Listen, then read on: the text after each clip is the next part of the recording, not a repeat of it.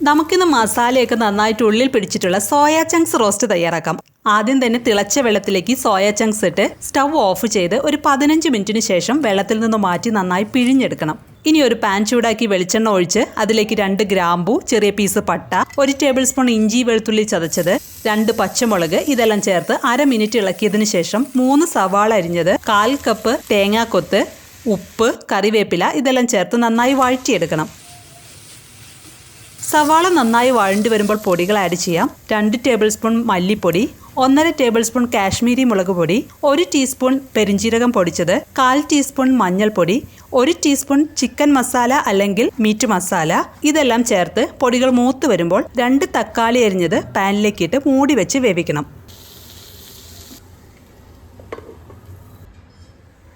തക്കാളി നന്നായി വെന്തുടഞ്ഞു വരുമ്പോൾ 1 കപ്പ് ചൂടുവെള്ളം ഒഴിച്ച് ഗ്രേവി ആക്കിയതിന് ശേഷം ഉപ്പും സോയ ചങ്ക്സും ചേർത്ത് മിക്സ് ചെയ്യണം.